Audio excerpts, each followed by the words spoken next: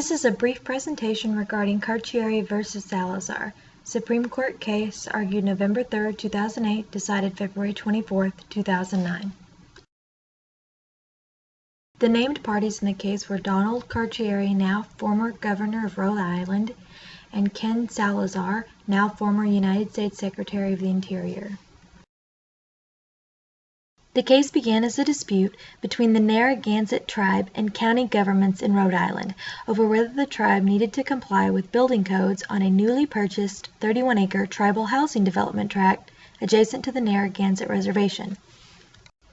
The property located in southern Rhode Island near Charlestown was originally designated to provide housing for the tribe's low-income and elderly members.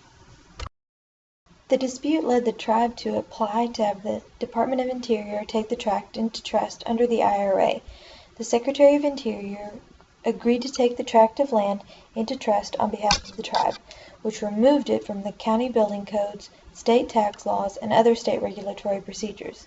However, the state of Rhode Island appealed. Rhode Island challenged the authority of the Secretary to take the tribe's land into trust because as of 1934, the Narragansett tribe was technically under state jurisdiction, as they argued. The state of Rhode Island in 1880 detribalized the Narragansett tribe without federal sanction. The tribe didn't regain federal recognition until 1983. The state argued that the term now used in the IRA of 1934 meant federal recognition as of that year instead of at the time of the application. The Supreme Court sided with the state of Rhode Island, determining that the tribe was not under federal jurisdiction and therefore the Secretary of Interior did not have the authority to take the land into trust, subjecting it to the jurisdiction of the state of Rhode Island. But is there any overriding principle that we must be most cautious before we interpret a statute as depriving a state of the ownership and jurisdiction of its lands? Is there anything in the cases either way on that point? I don't know. Standing here, and petitioners haven't cited anything for that principle in their brief, although they suggest the specter of that. There is a competing principle that Indian sovereignty is not likely to be set aside. The concept of tribal political sovereignty is not a new one.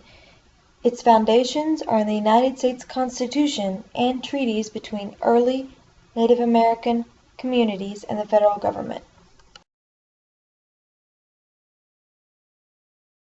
This decision limited the authority of the Secretary to take tribal lands into trust and narrowed the interpretation of the term Indian under the IRA. This decision affects tribal authority in many important areas, including civil regulatory and taxing authority, gaming, general governance, and criminal jurisdiction. The narrowing of the definition also jeopardizes tribal access to health, employment, and educational services. Under state jurisdiction, tribal nations, like the Narragansett, do not have the ability to determine their own destinies, create opportunities for development and initiatives that match the population culturally, and provide the strength and stability that governing bodies need to support lasting and sustainable development. The time is now for clear, targeted legislative action to give back the sovereignty that this decision undermined. Contact your congressperson today and express your support of a Carcieri fix. For more information about these and other issues affecting Native American communities, visit the websites of the National Congress of American Indians, Native Nations Institute, and read Impact of the Carcieri Decision, available from the American Bar Association.